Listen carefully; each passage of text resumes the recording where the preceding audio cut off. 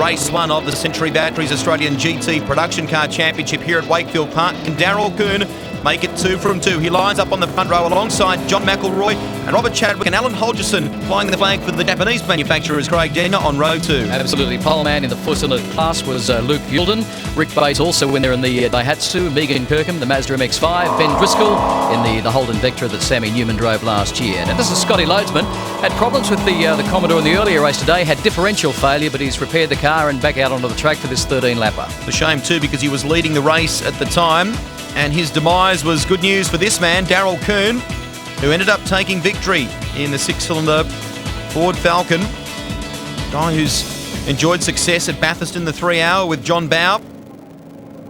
And in championship terms as well. Away we go in race 2, and a good start by Daryl Kuhn. McElroy tries to stay with him as they go towards turn 1, but you'll find that Kuhn will have the inside running.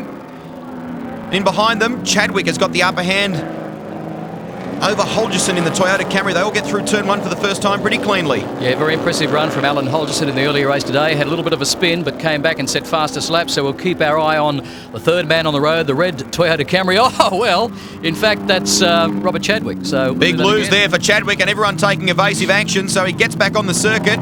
But Cameron McConville, that's a tough way for Rob Chadwick to start his race. Oh, it certainly is, Rusty. He needed to obviously run with the front two that were the pace of this race early on. He's lost quite a few spots out of that, but miraculously no one actually hit him. So excellent start in Class E, by the way, for Luke Yulden. He's made up a stack of positions. He leads the class, but also fighting with some of the 6-cylinder cars in the early stages of this race. Look at the way Kuhn's car's moving about on the circuit.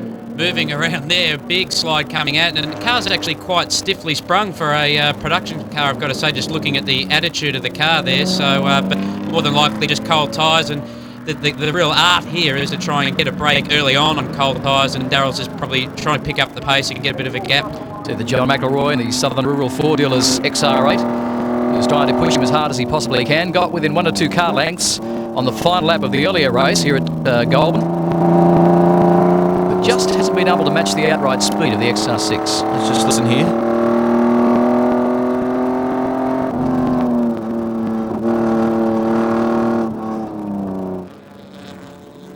Pretty smooth on the circuit. Yes, yeah, that was quite nice, I've got to say. The car looks really good there. You can see no oversteer, and let's just have a look out the back. You can see Holgerson had a big slide. Oh, this is Chadwick actually on the first lap. Right across the road, launched off the ripple strip, and then was really facing in the right direction to grab a gear and drive off again. He lost 2 positions in all that. Let's have another look. So got sideways and he overcorrected, and that's a front-wheel drive car, remember, so that's tricky. The back of the car gets a little light. Look at bounce across the road.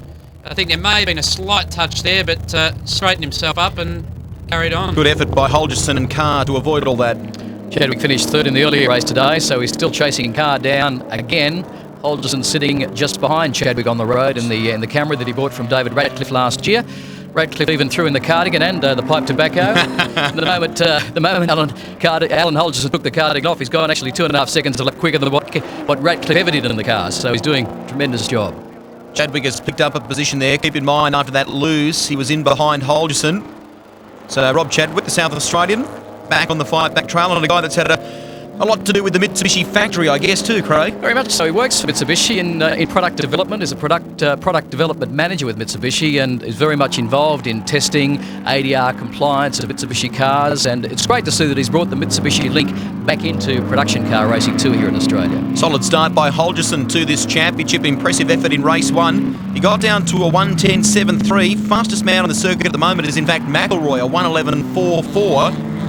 So we'll see how we go during this race and whether they can get down to the 110s again. Up in front, Winston under pressure here from Loadsman, and Loadsman is desperate for points after that DNF in race 1. Yeah, Loadsman's had to really come from the back of the grid, so this was the pole sitter after qualifying. Had problems starting to get pretty close with Richard Winston, the 2 VT Commodore side by side. Heading up towards the final turn, which swings them onto the front straight here at Wakefield Park, deep under brakes. Winston's got the line covered. We might see an over and under move here. Well, he'll look for a good run onto the front straight. He's too far back, I think, and you can see Winston goes to the inside. He braked a little earlier just so he could try and get the power onto the front straight before the car in front. And they're pretty even in straight line speed. Coming into the kink here, they'll just start to roll off the accelerator. Now on the brakes that they're in a straight line. and Winston's still driving defensively, so it's not an easy track to pass on. Have a go at this though. We've got an inside running from Loadsman. The next corner should suit Winston. Oh, I see these guys are arguing big time onto the grass for Loadsman. Big lose, but he hangs on to it, gets around him. Excellent move, but he had to really cut some corners to do it. He certainly did. The race director may have a bit of a look at that one because he's certainly shortened the course to get through, but it came off without any contact. So Scotty Loadsman coming back through the field. Fastest lap again being set by Holgerson though, 1:10.73. And there's our second place getter at the moment, John McElroy. Finished first in his class, the V8 class at Bathurst last year, sharing the drive with Ken Youlden. So again, this is very much a well-prepared car. Further back in the field, Alan Holgerson in the Toyota Camry. Yeah, not done a lot of racing, Holgerson. I mean, he's a bit of a find. He's only 21 years of age, works for Bill Buckle Toyota in Sydney, and he started racing in 1999, primarily in historic Mini Coopers, so he should be well used to front-wheel drive race cars.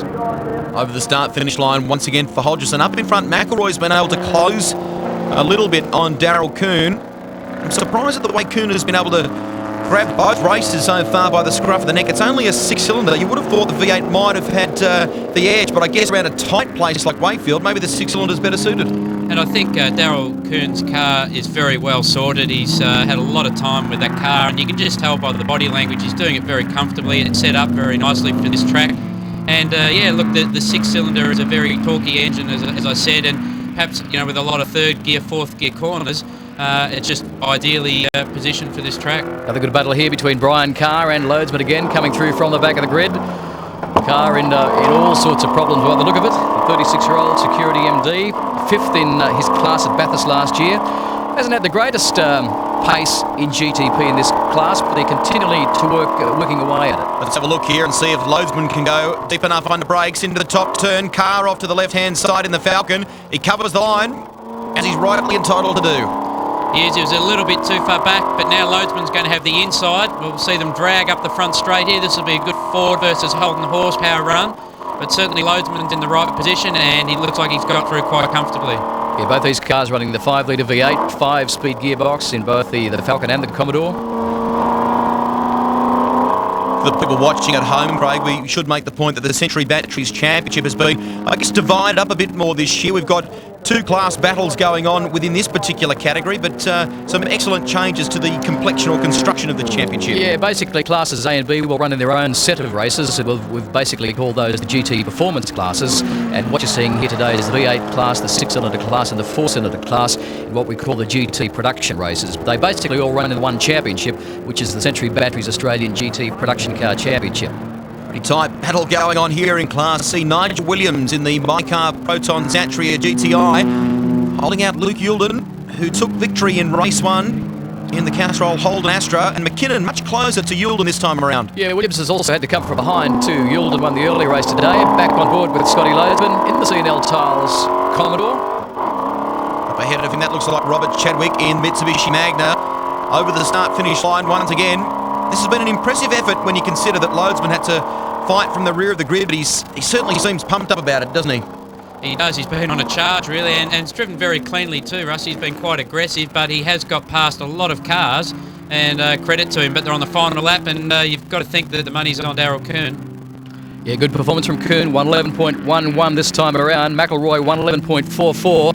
And McElroy's been able to edge a little bit up on the back of Kuhn's MDC Falcon. But on the final lap on their way home, I don't think he's going to do much about it. So it's going to be a replay, if you like, of what happened in the opening race in terms of the top two positions. The 6-cylinder Commodore of Daryl Kuhn heading for home. In behind him, John McElroy, Ford Falcon AU2 XR8. Oh, can you believe it? Loadsman. Scott Loadsman, a DNF in race 1, and it looks like he is out of commission in race 2. Gee, really bad blow to his championship points too, because he was pretty hungry about wrapping up the championship this year. Thought he really had a good shot at it. Holgerson sitting in third position. Gee, he's driven superbly as well, and in the closing stages of this race has really shortened the gap, but Daryl Kuhn will take it out. Superb effort, 2 from 2 for Kuhn. McElroy home second. Holgerson much closer this time around in the Toyota Camry, and a solid start to his championship. Brian Carr coming through, and also it's not over yet for Richard Winston, and it looks like Robert Chadwick in the 4-cylinder class. Oh, Youlden's having a last lap run on Williams in the Proton. McKinnon just sitting behind. Yep, Williams hangs on to it out of the top turn and heading towards the start-finish line. Nothing in it between these guys. I think you'll find that the Astra won't be close enough. The Proton takes it out. Nigel Williams scores victory in Class E. Second place to Luke Yulden. And in third in that particular class was McKinnon. So maximum points this weekend for round one. Darryl Coon from John McElroy, then Holgerson first, second and third. Further back, Rick Bates in Class E in behind McKinnon. Scotty Loadsman, a non-finisher in this one, and Driscoll and Megan Kirkham.